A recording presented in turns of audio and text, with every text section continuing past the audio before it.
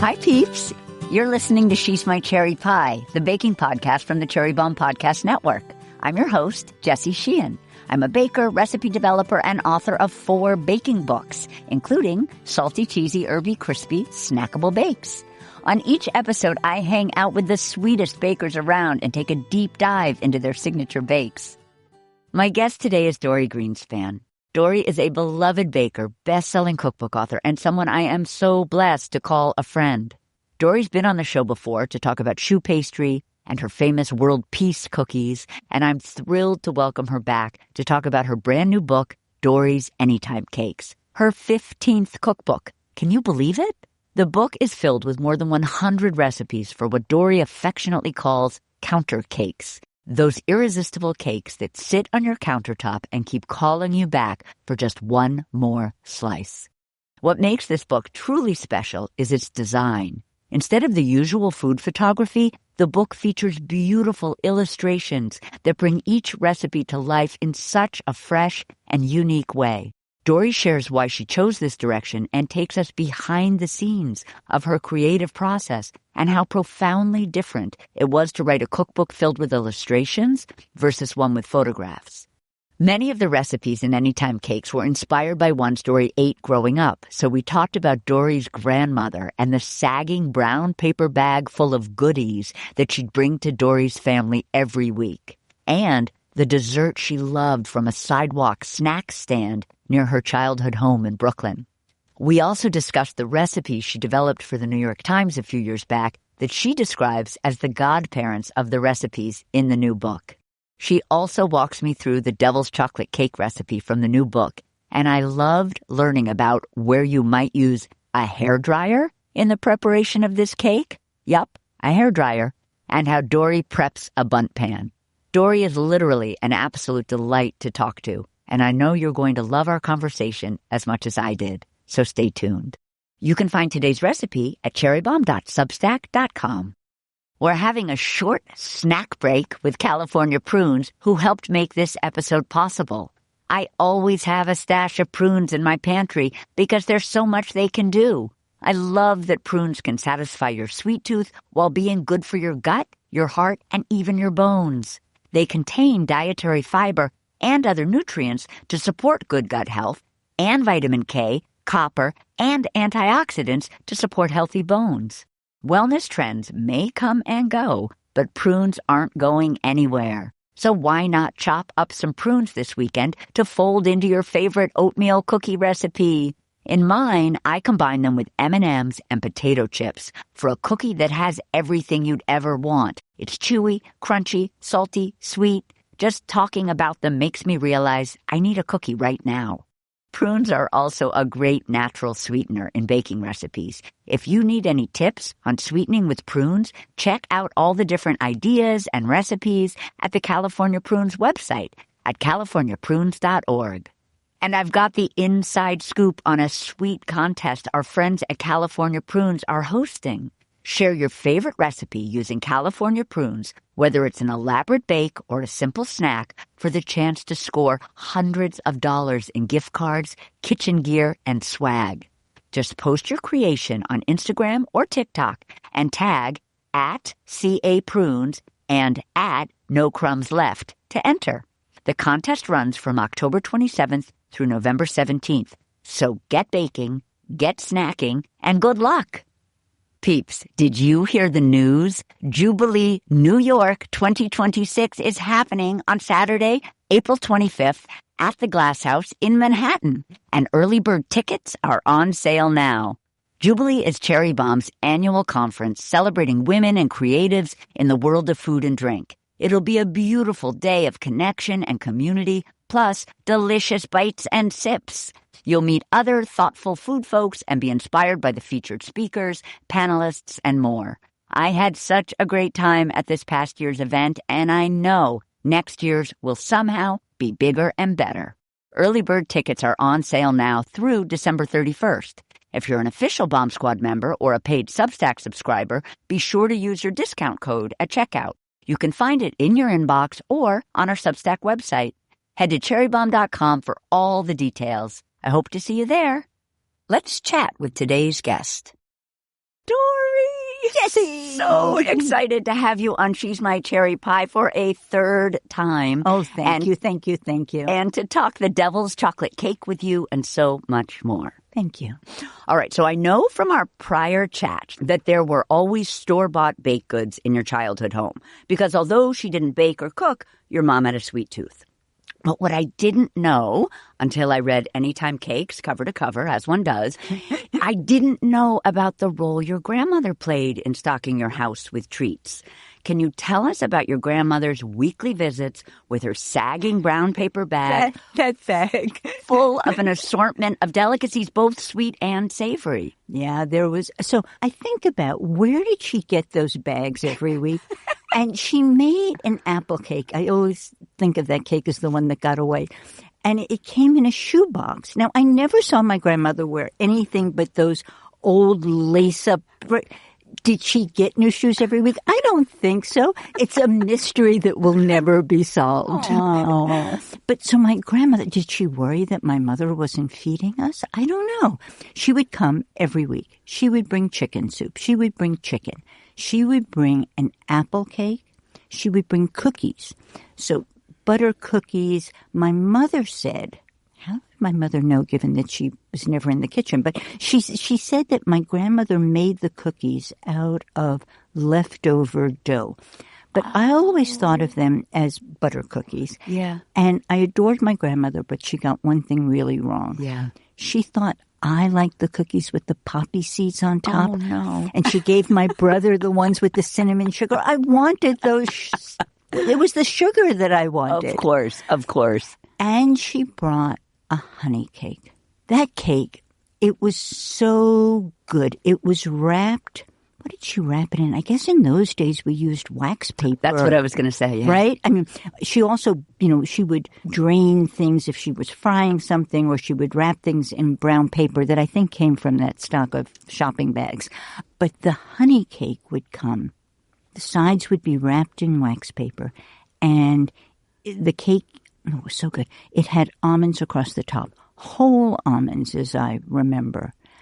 And skins or no? Like, should I picture white almond? No, white blanched? is what I'm remembering. Yep. This is a lot of years ago, I Jessie. know. But it's, those flavors that they just bring everything back? Yes. Honey cake. So I'm remembering the almonds, but we never got to see them for very long because my mother would take them all off. And she didn't like the cake, right? She didn't like the cake at all. She only wanted the almonds. So the cake would come, we would see it. It would have almonds, and then it would have little holes, a whole perfect line across the cake. Okay, back to this apple cake that got away. It comes in a shoebox. Is it like a loaf cake? No. So I think, had I ever seen it whole, I think she made it in I'm making the sign of a tray. Yes. Like kind of a sheet panny kind of thing, or not. It was a dough of some kind. But it was soft. It had apples, and then it had dough on top. But the dough was more cakey than dough if we think of pie dough. And I had a cake that I called Russian grandmother's. My grandmother came from Russia. Russian grandmother's apple cake in Baking From My Home to Yours, which is a lot of years ago. It wasn't my grandmother's cake, but it came close.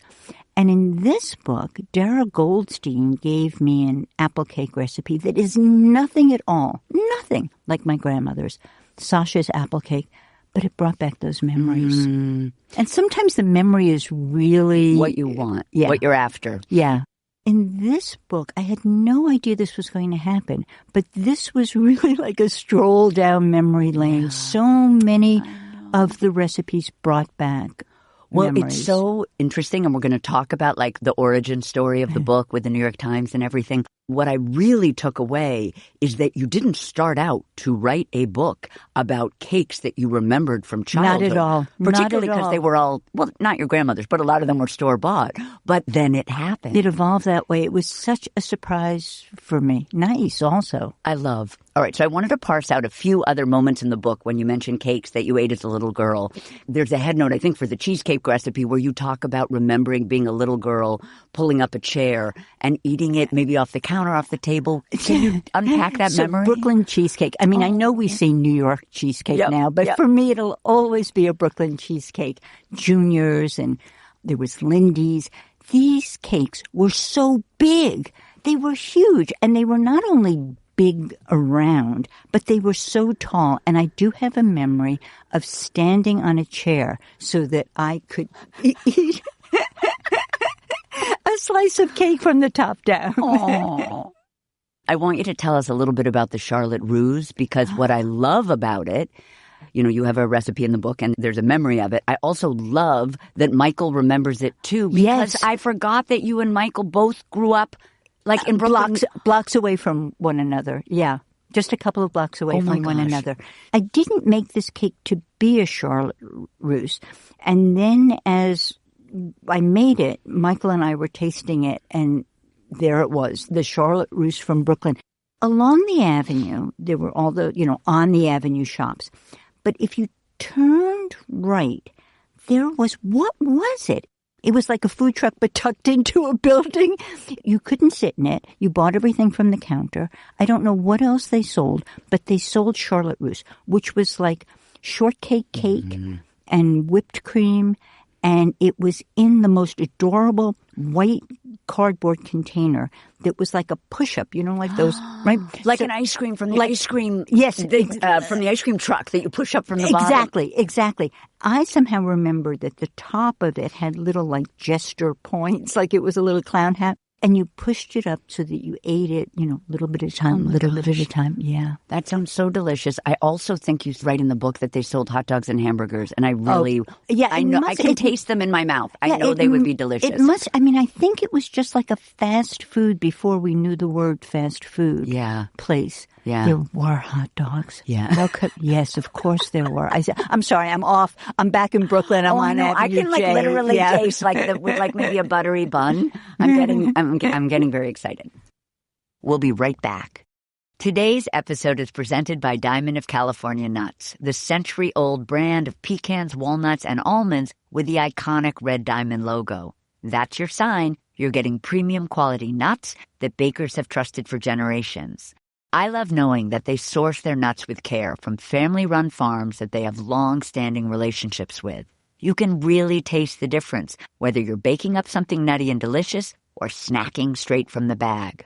I've been baking with Diamond Nuts for as long as I can remember. I mix the walnut pieces into my brownies, I sprinkle the slivered almonds on bundt cakes, and I go through a lot of pecans when I make my chocolate bourbon pecan pie.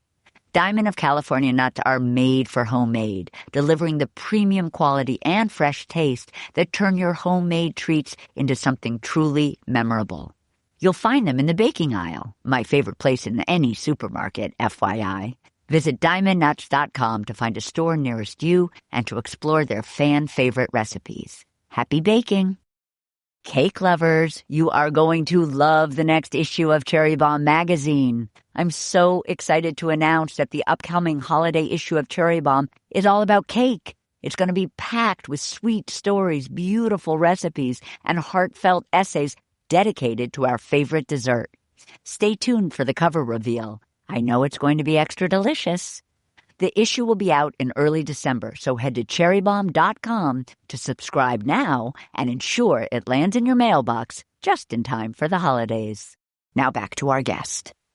Before we jump into the fabulous new book, which we're already playing with a little, or I'm teasing, I just wanted to chat briefly about your love for Maida Heater's Book of Desserts. Came out in 1974. You called it your baking Bible, and I just feel like, listeners, we all need to be buying Dorie Greenspan's Baking Bible. Like, if that's the book you loved, you have to tell us about it. I feel like I learned to bake from two books. From Gaston Lenôtre book, maybe it was called Lenôtre Desserts, and from Maida Heater's book. Lenôtre's books were all French. That book taught me kind of the architecture of baking.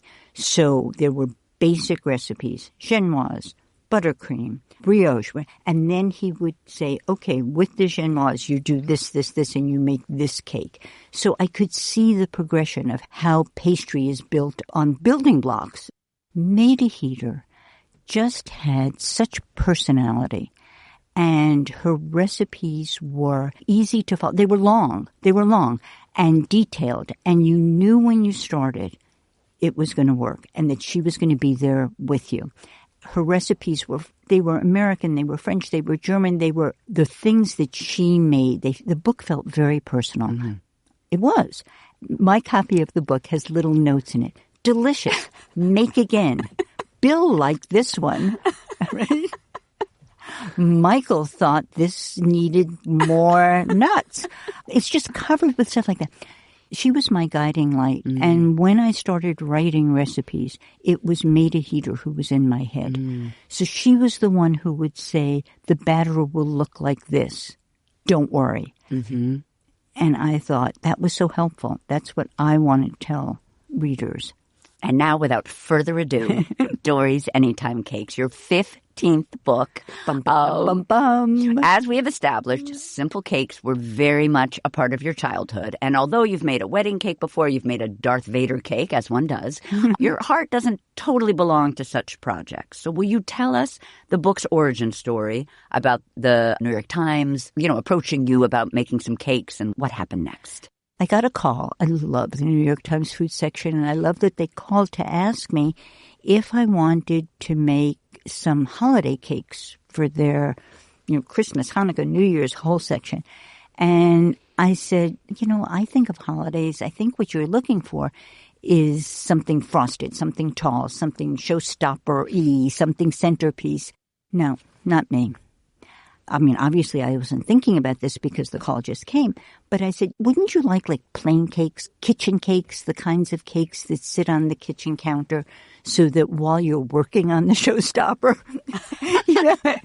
you can just slice a little piece, or when families staying over for the weekend, there would always be a cake on the counter.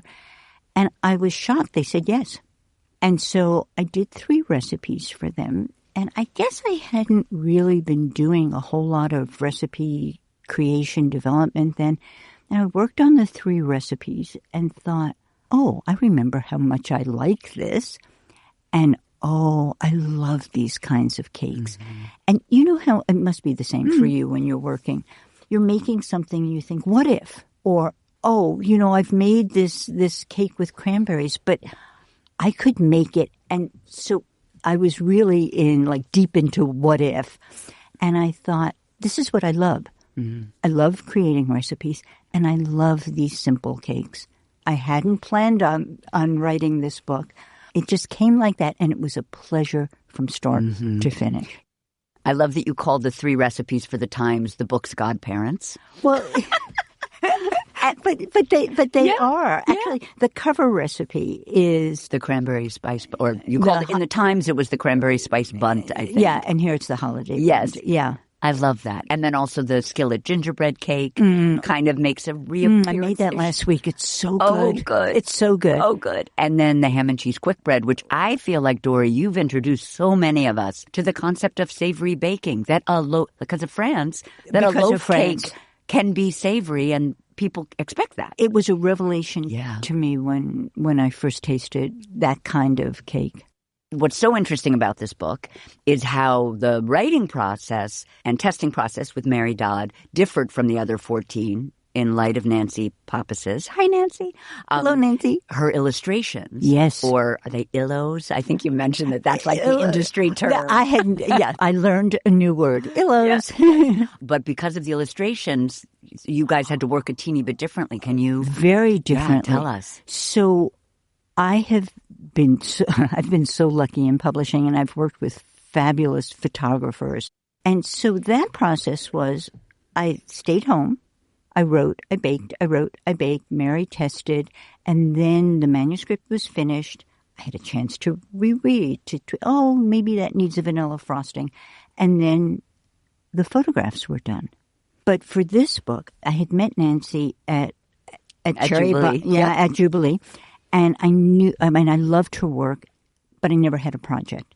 And when I started working on cakes, I had the idea, I thought, this is a perfect project for an illustration, for something bold and graphic. And unadorned is a funny word, but without props, just the cake. I was so excited when everybody was on board and never thought about what the process would be. So I made the cakes. I wrote the recipe. I wrote the head, just as I always did. I sent them off to Mary to be tested, just as I always did. But then we had to give Nancy a photograph to draw from. And so it meant that that recipe was done. Right, I couldn't ask Nancy to make the right. Yep. I mean, that Change recipe it to was chocolate. Right, that was done. It Yeah. also meant that I was on a schedule. I mean, I always get the work done, but not in an organized way. Yeah. And this time, of course, we had to be feeding Nancy recipes because there was no way that she could just take a month and do this. So I became a project manager in a way that I never had, and it's not my strong suit, it turns out. And Mary became a food stylist because she would be taking pictures of what she tested. I took pictures, but we just had a whole bunch. Maybe we need to slice this. So you guys, I didn't even think of course, that, we didn't think of it either. You until guys had to come up with because I think about that a lot when I'm developing recipes. Like, this cookie is going to look so much like that cookie. I'm just already thinking what the food stylist is going to tell me on set. You know, like you think ahead. Yeah. But you guys had to do that job. I've always had respect for photographers, food stylists, and props. But boy, boy. Dorie. Yeah, so we had to say, we have a sliced cake. We need a whole. How is somebody going to be able to see the inside? Because every photograph illustration in a cookbook is there for beauty, but it's there for information, right? People look at the photographs to see, is the cake tall? What does the crumb look like? What does the crust look like? So we had all of these new skills. At my age, I learned. Honey, I'm so proud of you. Most of the illustrations could be mistaken for photographs. She's so talented. Yeah. Okay, so we have discussed how your mom always had simple cakes on the counter, but she occasionally might have something layered and special, like the famous Ebinger's layered blackout cake with layers of chocolate pudding. And quick pudding aside, I loved learning that Michael loves chocolate pudding and that you love chocolate pudding because chocolate pudding is literally one of my favorite things. A major food group. Yeah, 100%. And so you acknowledge that the devil's food cake in Anytime Cakes, I love the way you write, but has flavor whispers of the Ebinger's blackout cake. And we've discussed Ebinger's before on the first time you were on the podcast, and there's a cake of yours that's based on it in Baking from My Home to Yours. But please tell us the story of how the Ebinger's cake-ish got into Baking from My Home to Yours and how the devil's food cake we're going to discuss today is kind of based on that. So it's really funny. The Ebinger's-ish, the Ebinger's Whisperer cake is on the cover of Baking from My Home to Yours. And it's called the whiteout, the black and white? There's whiteout because it has white marshmallow frosting instead of being all chocolate. The manuscript was done for Baking from My Home to Yours. And a friend sent me a recipe and she said, I can't, it's so long ago, but I think it was a friend who sent a recipe who said, this is like the Ebinger's cake. And I made it and I loved it and I tucked it into the book at the very last minute and it ended up being on the cover. Well, fast forward how many years? 20 some odd years, right? And I'm working on Anytime Cakes, which was called a million things before Anytime Cakes. So I have to get used to this. I was finished. I mean, I was close to finished. This is the whole story all over again. And I thought about the whiteout cake and thought, what would that cake be like if it were a bundt? What if it weren't a layer cake? What if it were a bundt cake with sugar on top of it or a glaze it was a last minute, it's just funny that it happened like this. And then when Mary and I were talking about the recipe and I had sent it to her, I said, let's put chocolate glaze on it. So Mary put chocolate glaze on it, as I did, and we both took pictures of it. And then she put some puffs of, I don't even know how this happened. Did she do it? It doesn't make any difference. Puffs of whipped cream and then a cherry on top. And we looked at this cake and giggled and said, wouldn't it be funny if it made the cover? Oh. And so this is not really Ebinger's cake. It is the white egg cake. But everything changes when you change the form and the size. Oh, I'm sure the texture must be completely different, et cetera, et cetera. Okay, so to make the cake, we're going to make sure the rack is in the center of the oven. We're going to heat it to 350 degrees. We're going to coat the inside of a 10-cup bundt pan. Is there a brand of bundt pan that you like? So I have a huge collection. I meant to, before I left home, I wanted to take a picture of all my buns, but I'll do it one day. It's Nordic ware. Yeah. Love it.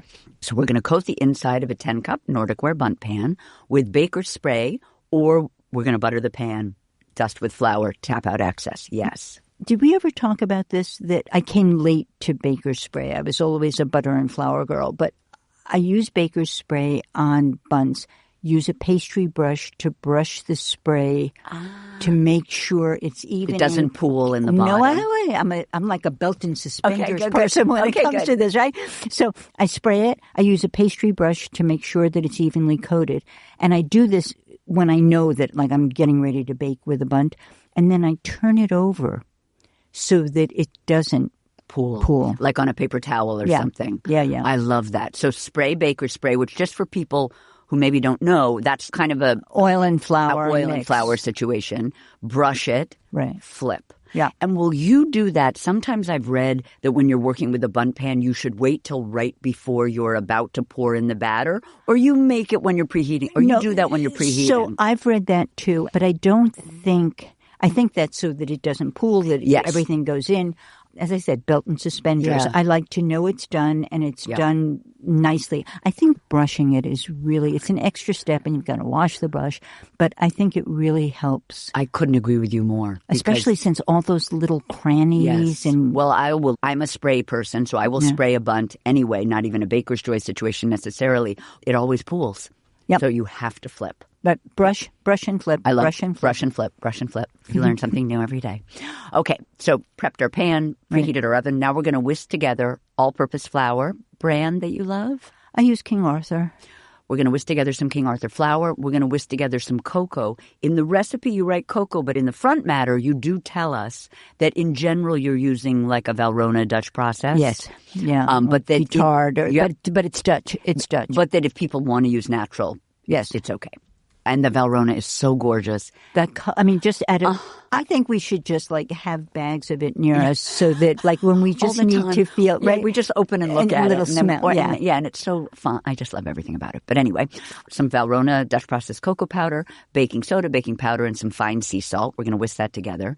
Now we're going to put some room temperature unsalted butter in the bowl of our stand mixer fitted with a paddle, or a large bowl if we're using a hand mixer.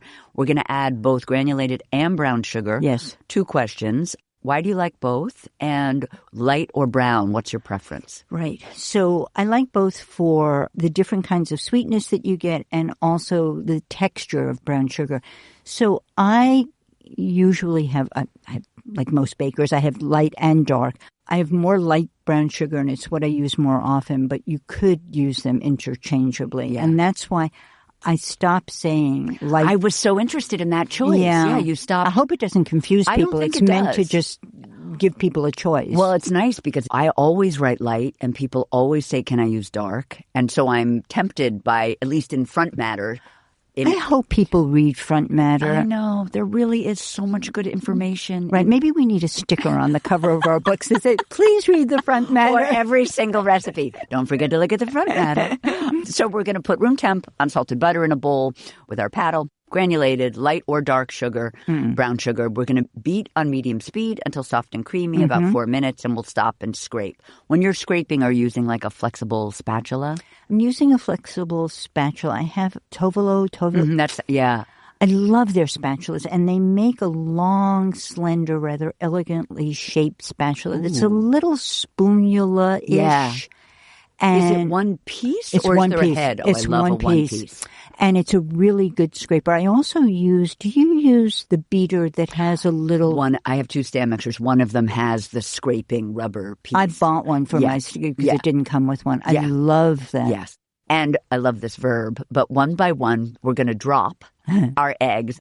I love when recipe writers come up with interesting verbs to describe an action, because I'm always saying add 2 eggs, but I love the idea of dropping them. I think I just started dropping. It's so good, Dorie. Thank you. It's so good.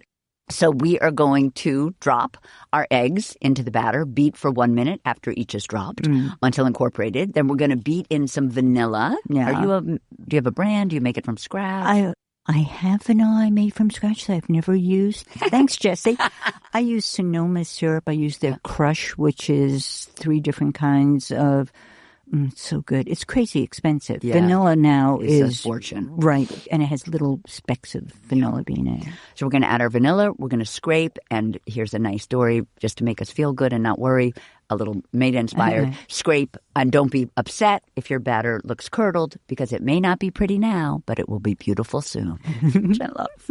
We're going to turn the mixer to low, blend in some melted but cooled semi or bittersweet chocolate brand. Also Valrhona. Beat in our flour cocoa mixture in 3 additions with some room temp milk. Quick aside, how do you decide what your liquid will be? Like, it could be buttermilk since we have soda. The original recipe was milk or buttermilk. I don't remember. Yeah. This could obviously, as I'm looking, and thinking about it, could be buttermilk. So we're going to add some room temp whole milk in 2 installments. Can we go back just for a second about the melted chocolate? Yeah. It's really important the chocolate be cooled but not firm. You really want to be able to, so, you come to feel this. You come to know when it's good. But you want it to pour. You want it to look like beautiful, flowy.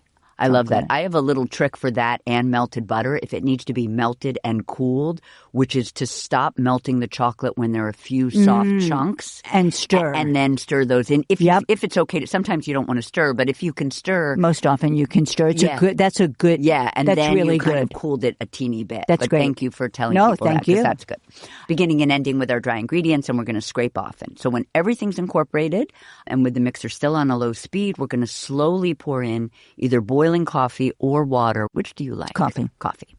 Another great Dorie tip. The neatest way to do this is to pour it down the side of the bowl so the liquid doesn't splash everywhere. And I love this also. The liquid will thin the batter dramatically, which is so true, because I made the cake and you get scared. You're like, what happened? What happened to my batter? Yeah. So now we're going to switch to a flexible spatula, and we'll stir in some finely chopped semi or bittersweet chocolate or mini chocolate chips. Why finally? Is this a melting situation, or is it little pockets? So I like to be surprised. I like to be surprised, but certainly in baking. And I think when you chop the chocolate finely, some of it melts and some of it stays a little firm so that you come upon it as a surprise. And it's the reason that I don't love chips, because chips really... I mean, I'm never without chips in the house. Right. But for this, I like to have it almost melted. Yep. Hence the minis. Yeah. We're going to pour the batter into the pan. And again, I love this. It's so thin that it will level itself out, you tell us, which is your way of saying, don't worry, there's no smoothing of the top here. Exactly. It's a liquid.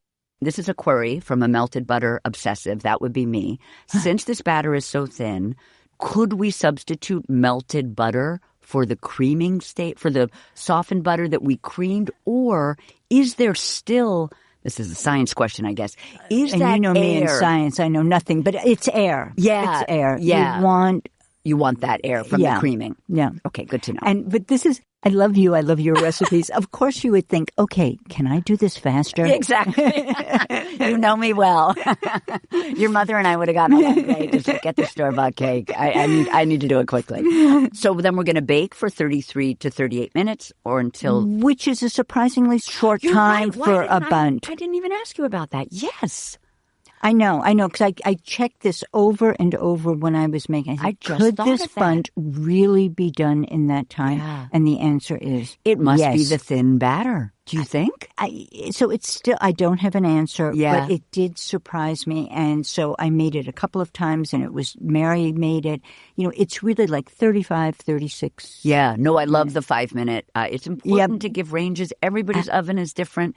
Everything will change. Somebody just told me that they were baking in their oven. They set it for 350. They said, why did it take so long? Why did it take so long? And I said, do you have a thermometer? She said, yeah, but I never looked at it. It was at 320. Yeah. No, but this happens so All often with ovens. And so me. you really need to check. Yes, and could so not agree that's with you why more. there's always a range. Love.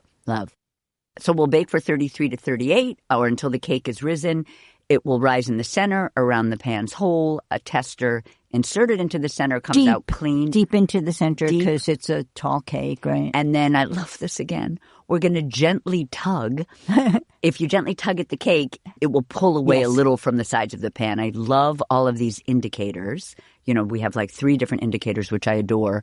I also read in the front matter that you do recommend rotating midway, sometimes with cakes, if you have an oven with a pesky hot spot. Yeah, and you need to know where your hot spots are. It's more those hot spots, if you are really more important when you're using a sheet pan or doing, cookies or cakes. But the oven is your best friend, and you need to get to know it really well. I try not to rotate unless there's a problem in the oven or it's a very long bake. Yep. Yeah, that's a short bake. Mm-hmm. Yeah, mine is so uneven. I'm always rotating, or then half the cake is a little bit higher than the other. So annoying. So we're going to transfer the cake to a rack. We're going to wait 5 minutes. Sometimes people ask you to wait 10 for a bundt, but you're a 5-minute girl. It depends. This cake came out so easily. So nice. Yeah. We're going to unmold the cake onto a rack, allow to cool to room temp. Any Dorie tricks? I guess this cake is so easy. Any Dorie tricks for removing cakes from bunts, just in general? Prayer. I know. It's so true. It's so stressful. I do think there must be something about which makes sense, the density of the cake. If it's like a sour cream lemon bundt, it's harder to get it out. And I always worry about the cakes. I love cakes that have like a little ripple going through them. Yep. But you worry that that's going to stick to the... Those are the spots where it will stick, where your ripples. I recommend prayer. Yeah. Okay, so if we are glazing the cake, which we are, we're now going to make your glossy chocolate glaze. We're going to set a heat-proof bowl over a pan of gently simmering water. We're going to make sure the bottom of the bowl does not touch the water. And then with the pan over low heat, again, drop. Love the verb. We're going to drop in pieces of unsalted butter, followed by some chopped semi or bittersweet chocolate and a little bit of corn syrup. Will you remind us why we like to add a little bit of corn syrup to a glaze? For glaziness, for glossiness, and also I think it helps the consistency a little bit. Do you use I totally use it. I think it almost gives it, this is going to sound weird, but almost a little chew. Like it gives the glaze itself a little something. I know exactly what you're saying. Yeah, I love that. We're going to heat that, stirring frequently until the butter and chocolate is melted. The glaze is smooth and shiny. Want to be careful not to overheat. We do not want to break the emulsion. Remove from the heat. And you say the glaze we can use right away, but if you want it to be thicker, let it stand. Right. When we're putting it on this cake, would you let it stand so it just got for a little bit thicker? Just for a little bit. Yeah. But I wouldn't mind if it were thin and covered bunches of cake. That's okay too. Yeah. Never too much glaze. And you suggest that if we want to taste its viscosity, we can pour out a teeny bit like onto a plate or something. Sure. And see. And now we're going to make the whipped cream. We're working in the bowl of a stand mixer fitted with a whisk attachment, a large bowl with our hand mixer.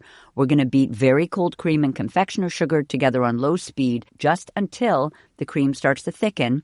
I love this. Dorie wants us to taste and see if we want a little more sugar, and if so, we'll add it right then. And then we're going to continue beating until you're just shy of the consistency you want. You kind of start beating on medium-low, increase speed to medium-high, and you beat until the texture of cream is almost what you want, and then you finish by hand so you don't overbeat. When you like what you've got, you're going to beat in your vanilla. Why are we waiting on the vanilla? I don't know. Force of habit? Yep. Force of habit? Yep. And so, but it's nice. So then by the time you put in the vanilla, you're just doing it by hand. Yeah, which is kind of nice. With this cake, you might want to go really thick because you want the blob. You want the blob. Right. Yes. Go for the blob. Love, love, love, love.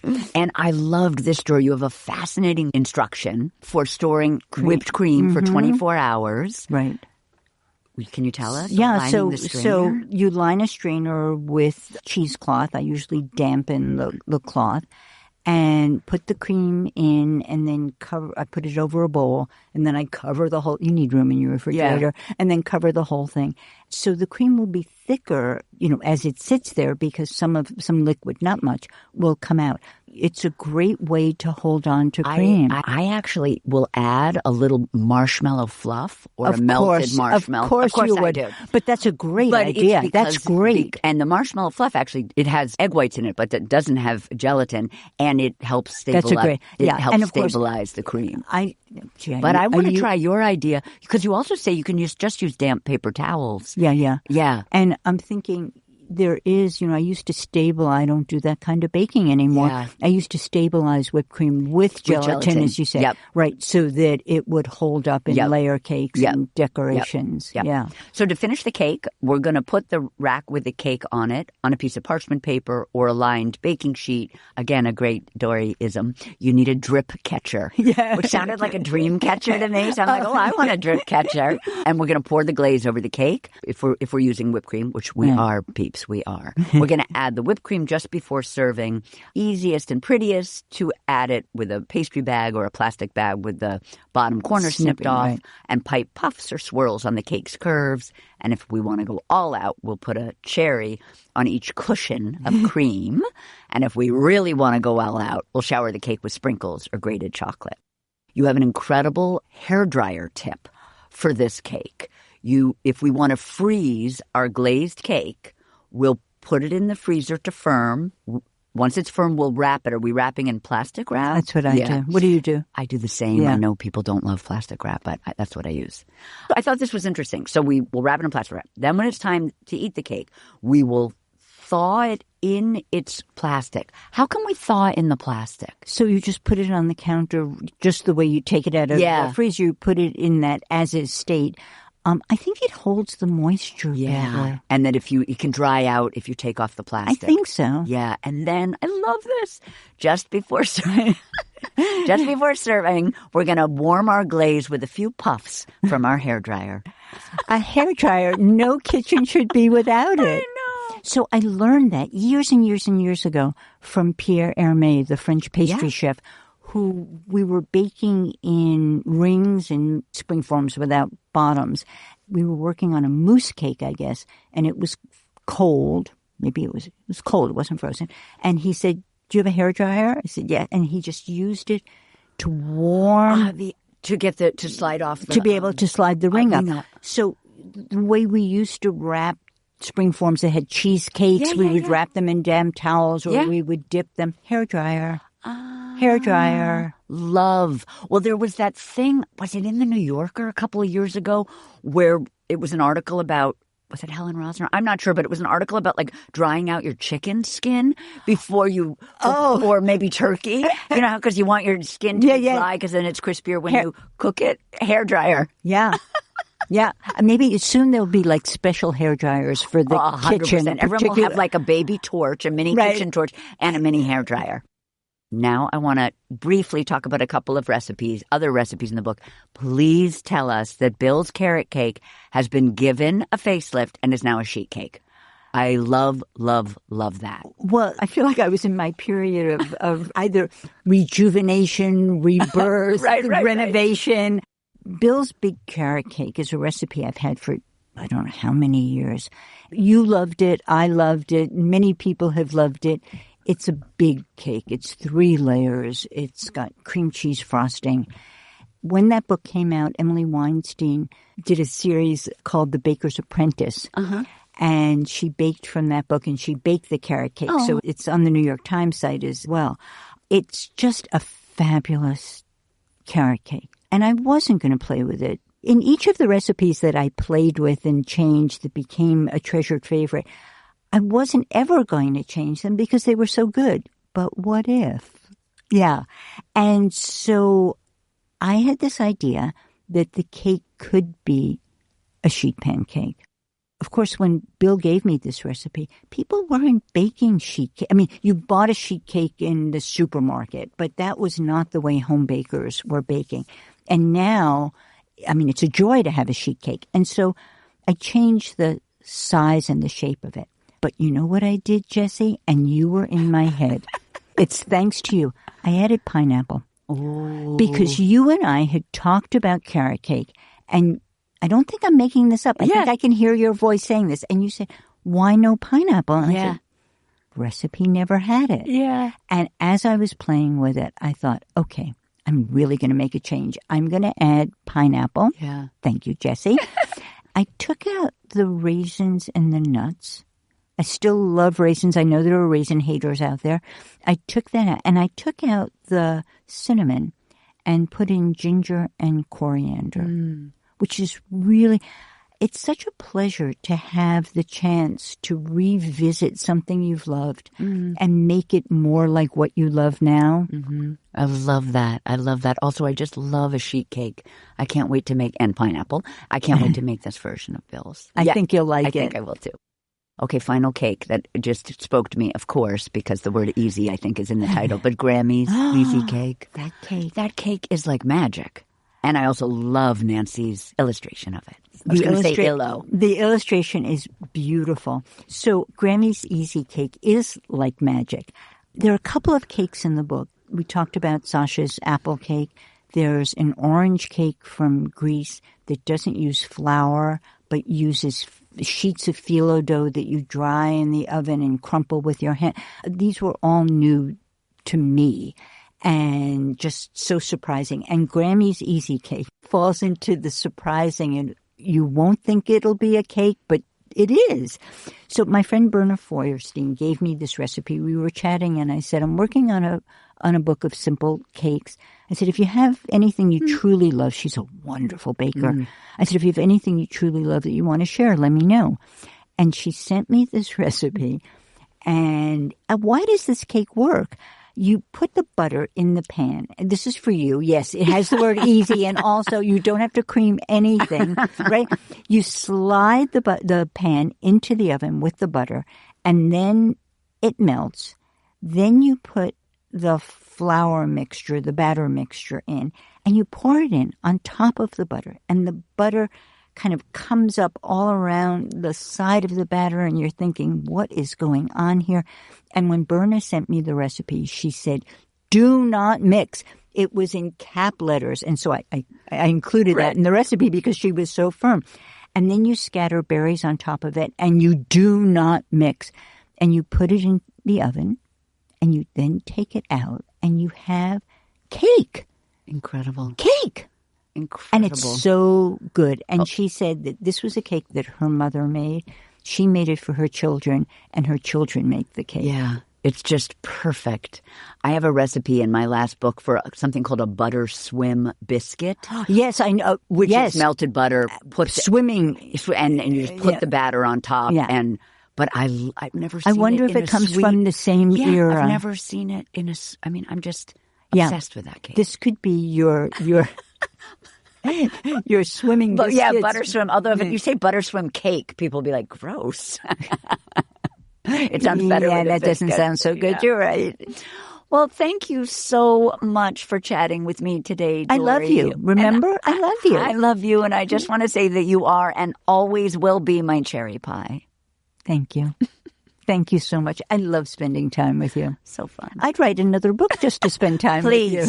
Please, or come over anytime without a book. Thank you. That's it for today's show. Thank you to California Prunes and Diamond of California Nuts for supporting our show. You can find today's recipe at cherrybomb.substack.com. Don't forget to follow She's My Cherry Pie on Apple Podcasts, Spotify, or wherever you listen, and tell your pals about us. She's My Cherry Pie is a production of the Cherry Bomb Podcast Network. Our producers are Carrie Diamond, Catherine Baker, and Jenna Sadu. Thank you so much for listening to She's My Cherry Pie, and happy baking.